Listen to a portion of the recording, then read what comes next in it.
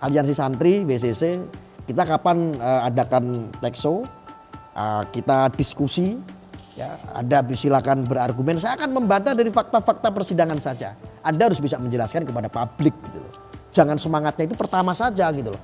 Ketika sudah viral, Anda memanfaatkan masyarakat Indonesia, ya kan, tentang aib ini. Apalagi Anda ini kan aliansi santri, ya harusnya tahu ya. Sesuatu berita atau aib, Allah itu kan menutup aibmu nih, ya kan. Tetapi Anda begitu gampangnya seperti nggak pernah nyantri kan, namanya kan aliansi santri kan. Jadi jangan, dalam Islam itu kan kita diberikan dedikasi itu. Allah aja menutupi aibmu gitu. Ini kalau seandainya benar, ini adalah apa? Ghibah. Seandainya itu benar saja, namanya ghibah loh. Anda menggibah, dosanya luar biasa, Masya Allah. Istighfar Anda. Kalau seandainya ini tidak benar, ini lebih fitnah yang lebih kejam daripada pembunuhan, saudaraku. Dosa Anda, wah Masya Allah. Westa. Apalagi ini Anda, opini Anda ini disalurkan kepada publik. Jutaan orang melihat. Andalah yang bertanggung jawab atas dosa-dosa jutaan manusia itu, Anda yang mengimami semua. Dosa zariah Anda semua. Dari Anda asal usulnya. Dari sebab musababnya adalah dari Anda semuanya. Yang sudah melakukan rentetan-rentetan fitnah ini. Keempat-empatnya ini adalah saksi. Termasuk yang sempat mengambil foto korban ketika membantu terapi. Dan kemudian ada satu saksi sedang mengajari yang bersangkutan. Itu pas ada di video dan ada di foto. Jadi fotonya ada, videonya ada, orangnya senyum-senyum, orangnya gembira, tapi dikonstruksikan peristiwa di hari itu adalah ada pemerkosaan. Terkait dengan keinginan kita membuka kebenaran material motif di balik dalam kasus ini. Tampaknya baik JPU maupun hakim berusaha melindungi orang ini. Itu aja. Jadi kita tidak bisa mengungkapkan kebenaran material lagi. Padahal kalau mereka punya semangat sama, mestinya dia menghadirkan. Hadirkan paksa. Itu masuk obstruction of justice. Tapi dia dilindungi karena alasan hubungan sedarah dan semenda. Tadi kami udah hadirkan kakak.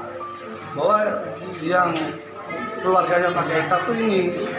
Tapi tetap hakim bersikap, ini putusan kami. Ya sudah, kalau putusan dia kan kita nggak bisa lawan. Kalau dia mutus. Ya sudah, kita ajukan keberatan tertulis saja. Sudah diajukan keberatan, pernyataan dicatat di dalam pengganti tadi. Di dalam persidangan bahwa kami keberatan atas keputusan JPU dan majelis hakim yang seakan secara khusus melindungi saksi penting yang bisa mengungkap motif kasus ini. Tadi visum juga diceritakan juga. Visum itu harus sejelas-jelasnya menggambarkan peristiwa yang terdekat. Karena itu makna visum itu membantu mengkonstruksikan peristiwa pidana. Nah, tetapi kalau visumnya terlalu jauh, maka dia akan kabur, tidak bisa memperspektifkan, memperkuat peristiwa pidananya gitu. Sehingga visum seperti itu tidaklah akurat. Kalau meragukan, maka memang tidak bisa dipakai. Itu pendapat ahli tadi. Iya, pendapat ahli. Kalau dia meragukan, maka tidak bisa dipakai. Tadi kan yang meragukan ada jumlahnya 3, secara formulir suratnya salah. Kemudian saya tanya juga, di dalam dakwaan disebutkan visum 2018, sementara laporan korban 2019, jadi 1 tahun lebih visumnya sudah ada, baru orangnya melapor. Ini kan tidak rapinya skenario kan. Kemudian 2019 ada lagi visum berikutnya setelah melapor. Ini bagaimana? Makanya ketidaksesuaian, prosesnya, keraguan-raguannya, itu disampaikan. Kesimpulannya begini. Kalau alat bukti itu meragukan, maka tidak bisa dipakai untuk meyakinkan. Artinya persetubuhan itu ada tapi tanpa paksaan. Nah, sejauh pengetahuan yang saya miliki dari fakta tadi itu, ada kecenderungan tanpa paksaan, sebagaimana yang disampaikan oleh penasihat hukum tadi itu. Jadi persetubuhan itu taruhlah terjadi misalnya, tetapi kan tidak dengan kekerasan atau ancaman kekerasan. Kalau kemudian ternyata ada persetubuhan tanpa kekerasan atau ancaman kekerasan, berarti ya 285-nya nggak masuk di situ. Karena di 285 itu tidak semata-mata hanya menggunakan unsur persetubuhan ya, tapi harus ada unsur kekerasan atau ancaman kekerasan. Tapi kan masih ada 2 pasal yang lain, 289 sama. Ya, 289 pun juga begitu. Dan 289 kan pencabulan ya. Pencabulan dengan kekerasan atau ancaman kekerasan. Ya, kalaupun toh terjadi pencabulan, tetapi kemudian kekerasan atau ancaman kekerasannya itu adalah tidak ada, maka tidak bisa digunakan di 289. Demikian pula yang dakwaan terakhir, itu kan adalah soal relasi kuasa, sehingga kemudian menyebabkan terjadinya pencabulan. Relasi kuasa di sini adalah adanya ketergantungan korban misalnya kepada orang yang melakukan, karena hubungan misalnya murid dengan gurunya, hubungan pasien dengan dokternya, ya, hubungan anggota dengan pengurusnya, ya, hubungan misalnya orang yang berada dalam pengawasannya. Jadi ini kan kalau terjadi relasinya ini kan bahwa ya diduga pelaku ini kan bukan guru secara langsung kepada korban, taruhlah seperti itu, sehingga kemudian unsur 294-nya tidak masuk di situ. Baik, pertama dari peristiwa visum yang hadir di persidangan Mas Beki ini kan ada 3 surat. Dari analisa ahli menyebutkan visum tersebut tidak bisa memenuhi syarat untuk visum yang dijadikan alat bukti karena dia melanggar syarat formil dan material. Pertama, ada perbaikan. Itu disebutkan kalau sudah launching, yang namanya visum itu harus tetap bertahan, kemudian berubah. Berarti itu cukup 1 kali saja? Ya, 1 kali visum itu. Karena itulah perlu diproses secara lebih hati-hati. Sementara dalam kasus ini kan muncul 3 visum, ya, surat visum. Gitu. Kemudian yang kedua, yang menarik adalah ini berkorelasi dengan saksi fakta sebelumnya yang mengatakan bahwa korban sudah pernah berhubungan dengan pihak lain, yaitu soal robekan. Ternyata saya baru tahu secara medis kalau robekan itu menuju angka 4, 5, 6, 7, 8, 9 itu robekan yang muncul karena proses rangsangan. Tetapi kalau robekan itu 10, 11, 12, 1, 2 itu karena paksaan.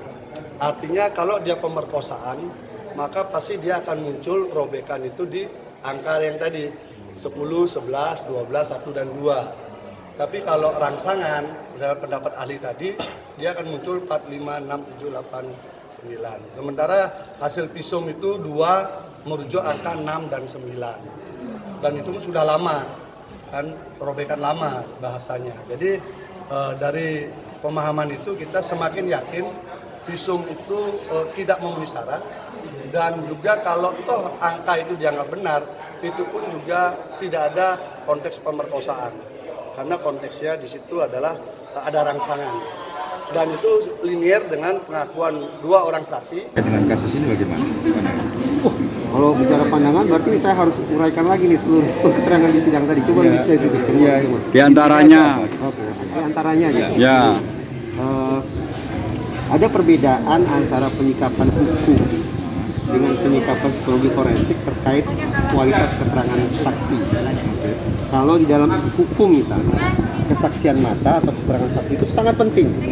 Salah satu alat bukti yang sangat diandalkan adalah keterangan saksi. Itu dari sudut pandang hukum. Tapi psikologi forensik justru menyanggah itu.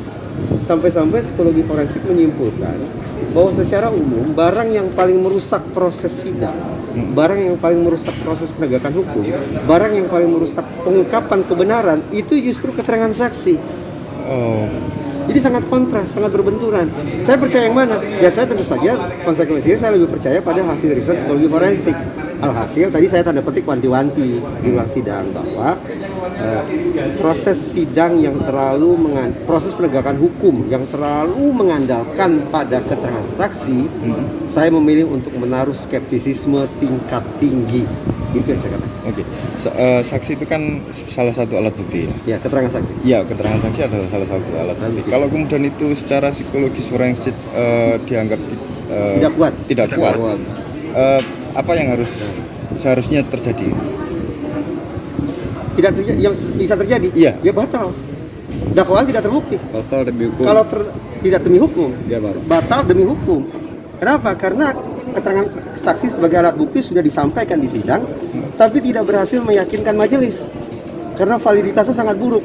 Kalau tidak menghasilkan, kalau tidak meyakinkan majelis gitu. Kalau ya? majelis percaya pada omongan saya, itu kan terserah majelis saya, dia yang tahu. Kalau majelis teryakinkan oleh keterangan ahli bahwa keterangan saksi itu pada dasarnya sangat patut dipertanyakan kualitasnya, maka boleh jadi hakim akan menganggap keterangan saksi tidak bagus, tidak bermanfaat, tidak mendukung dakwaan. Artinya bisa diabaikan. Vonis abaikan. Oh jelas dong. Kalau hakim sudah ragu terhadap satu alat bukti, maka hakim akan abaikan alat bukti itu.